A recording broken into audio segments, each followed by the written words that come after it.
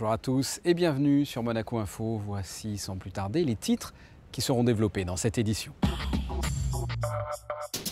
Avec bien sûr une large page consacrée aux Jeux Olympiques et les premiers résultats des Monégasques, mais également de sportifs qui fréquentent ou ont fréquenté la principauté, comme les deux médaillés olympiques, Alexandre Vinokourov en cyclisme et Cameron Vandenberg en natation. Nous reviendrons sur le dernier concert du Palais Princier et enfin nous suivrons le travail de nuit de la sûreté publique. Et dans les résultats de ces Jeux Olympiques, à noter la victoire d'Alexandre Vinokourov dans la course en ligne en cyclisme, un coureur bien connu dans la région puisqu'il s'entraîne notamment en principauté. Nous l'avions rencontré l'an dernier. Frédéric Hélion revient sur cette victoire inespérée. La Grande-Bretagne attendait le sacre de Mark Cavendish et finalement c'est Alexandre Vinokourov qui a déjoué les pronostics à l'âge de 38 ans. Un titre olympique à la saveur particulière puisque quand nous l'avions rencontré chez lui en août dernier, il était en béquille, en pleine rééducation suite à sa fracture du fémur survenue lors du Tour de France un mois plus tôt. À l'époque, il ne pouvait presque pas marcher, il pensait prendre sa retraite et évoquer une possible reconversion au sein du staff de son équipe Astana.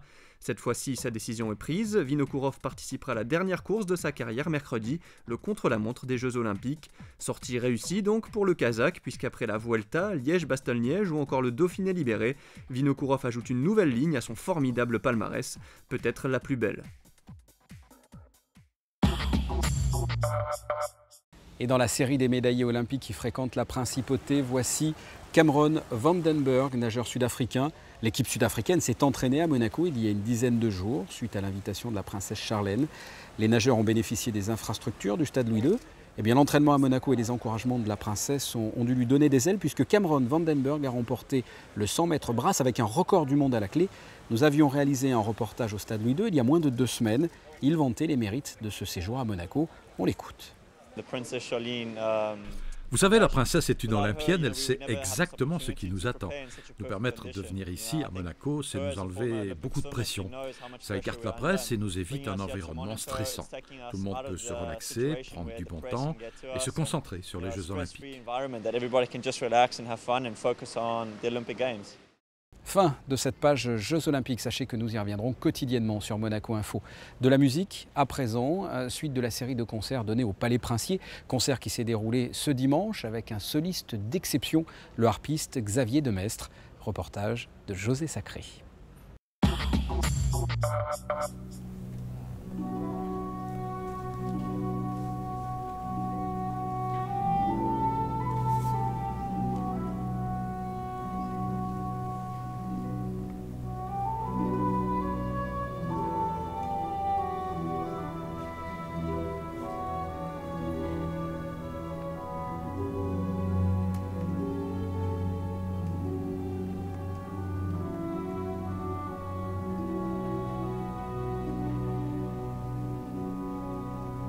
Exceptionnel, l'artiste invité de l'Orchestre Philharmonique de Monte-Carlo pour le concert dans la cour d'honneur du Palais Princier ce dimanche 29 juillet, un harpiste. Et quel harpiste?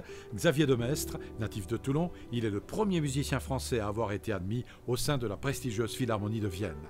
Invité des plus grands orchestres et des festivals réputés, Xavier Demestre à Monaco a choisi d'interpréter le célébrissime concerto d'Aranjuez de Joaquim Rodrigo, véritable tube de la musique classique. Cette version pour harpe avait été réalisée par le compositeur lui-même, par Rodrigo, pour Nicanor Zavaleta, qui était le très grand harpiste du XXe siècle. Et c'est une version qui est beaucoup plus brillante peut-être que celle pour guitare, c'est qu'on peut se permettre des tempi plus enlevés, surtout dans le troisième mouvement. On n'a pas de problème d'équilibre. C'est-à-dire que là, l'orchestre peut se permettre vraiment de jouer et de donner autant qu'ils veulent. Et voilà, je ne dirais pas que c'est mieux, c'est différent, mais en tout cas, c'est une version qui se défend et à chaque fois, les chefs d'orchestre apprécient beaucoup aussi. C'est un instrument qui me convient bien, c'est un instrument qui est assez individualiste, on se retrouve quand même très souvent seul, un peu comme les pianistes, mais ça nous permet de faire beaucoup de choses comme la musique de chambre, accompagner des grands chanteurs, jouer en orchestre. Je l'ai fait pendant 10 ans à la Philharmonie de Vienne. Et c'est un instrument qui a une palette sonore qui est très très étendue et que peut-être très peu de gens soupçonnent. Même parmi les professionnels, j'entends toujours à la fin des concerts, je n'ai jamais pensé que ça pouvait avoir une telle amplitude et puis une telle variété au niveau des couleurs. Et c'est ça qui m'amuse, c'est j'essaie avec mon instrument de recréer toutes les couleurs sonores que j'ai pu vivre quand j'étais à l'orchestre.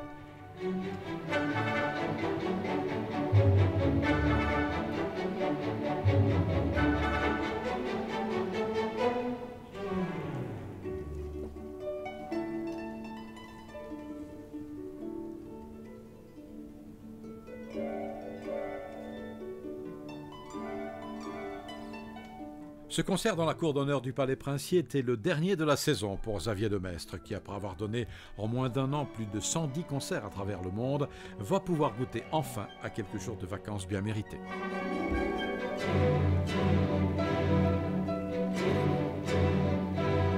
Je peux dire que j'ai vraiment beaucoup apprécié cette communion avec le public.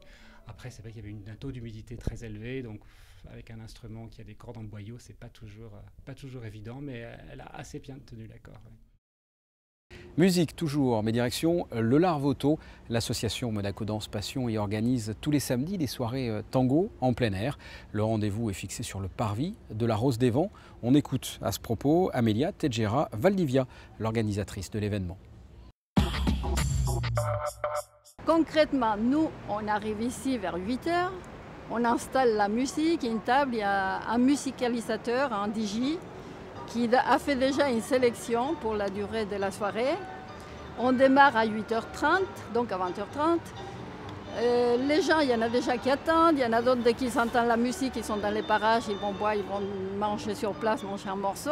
Et dès qu'ils entendent la musique, ils s'approchent, ils s'ouvrent le bal. Et au bout d'un moment, pas tout de suite. Il y en a qui viennent un peu plus tard, mais à partir de 9h30, disons, on est nombreux. Les 2 dernières fois, on était entre 70 et 75. Avec une très belle ambiance.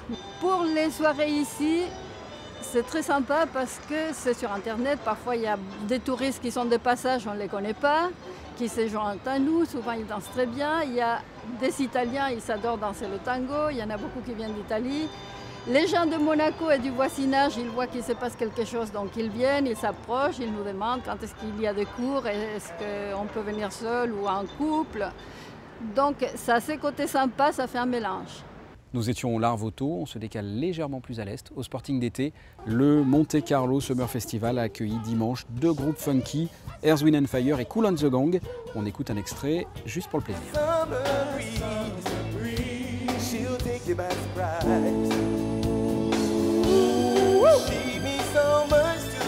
Ladies, I'll do whatever to make you mine, baby.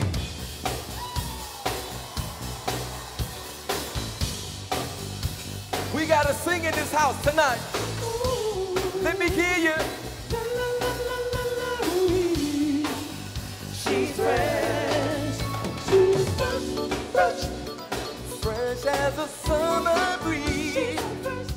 Une idée de lecture, pourquoi pas pour cet été, un livre consacré aux contes et légendes du Mercantour, des récits illustrés par de superbes photos de Jean-Charles Vinage. Vous voyez ce reportage de Jean-Christophe Dimino.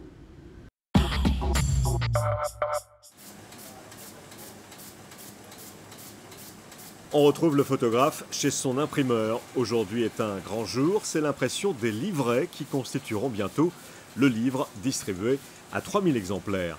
Après 2 années de bivouac, 50 nuits passées sous la tente pour saisir le réveil de la nature, Jean-Charles Vinage met la touche finale à son livre sur les contes et les légendes du Mercantour, une collaboration inédite, plus qu'un simple livre de photographie. Ça parle de sorcières, de fées, de bergers essentiellement, de chasseurs aussi. Donc je ne vais pas vous en dire plus parce qu'il va falloir le découvrir dans le livre. C'est une association entre un photographe, un conteur et une illustratrice, donc c'est quelque chose de totalement inédit, d'où là son originalité, quoi. Et cette randonnée en images de 256 pages réunit donc 3 modes de narration, un livre qui nous entraînera dans les 7 vallées du Mercantour, à la recherche des points de vue et des personnages qui collent parfaitement à l'atmosphère des contes et des légendes. Il existe des légendes traditionnelles en haute montagne, il n'en existe pas beaucoup évidemment, donc on a dû créer à cet effet des contes inédits en fonction de certains sites du Mercantour que l'on voulait absolument montrer, en fonction aussi de l'actualité, puisqu'on a le retour depuis quelques années du gypaète barbu, du vautour fauve, du loup. Donc on a vraiment créé des contes inédits pour parler de ces animaux qui sont de retour dans le parc. Particularité de ce beau livre, sa vente ne s'effectuera pas en librairie, mais sur place, dans les villages du Mercantour, à partir de l'été prochain, à l'occasion d'une exposition photo itinérante. Féerie du Mercantour sera présentée en avant-première à Monaco au début du mois de mai. La fondation Prince Albert II est l'un des principaux partenaires du projet. Un livre en vente d'ores et déjà dans les villages du Mercantour.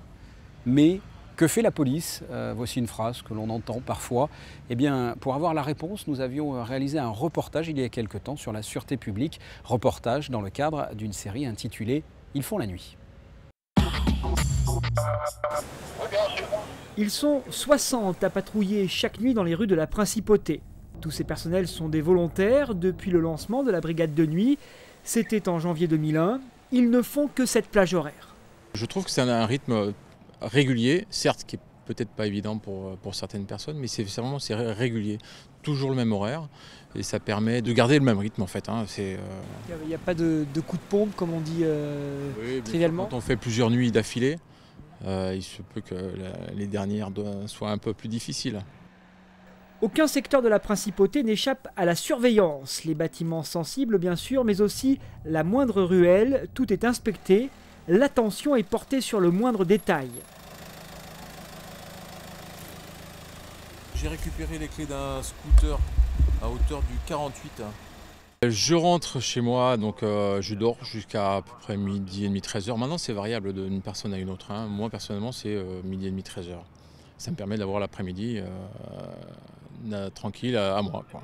Être avec mon épouse, tout ça. Donc, voilà, en gros c'est ça. Il faut que ce travail de nuit soit complémentaire de la vie familiale, parce que c'est pas normal de travailler la nuit. Moi je l'ai voulu, mais moi c'est pas normal. Donc si la vie de famille va, la nuit, le travail de nuit va aussi. Conduite en état d'ivresse et bagarre sont les deux infractions nocturnes les plus fréquentes. C'est l'autre facette en fait du travail de la police. On a un contact avec une population qui vient faire la fête la plupart du temps.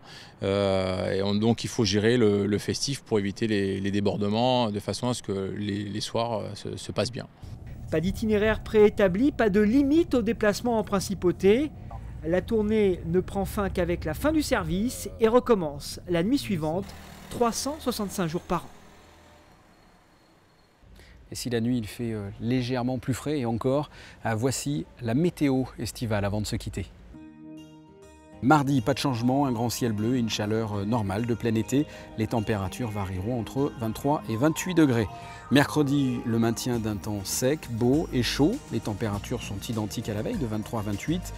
Jeudi, du soleil malgré quelques nuages, les températures sont en légère hausse de 24 à 29 degrés. Et enfin, vendredi, un temps toujours bien ensoleillé, les températures seront supérieures au normal de 25 à 30 degrés.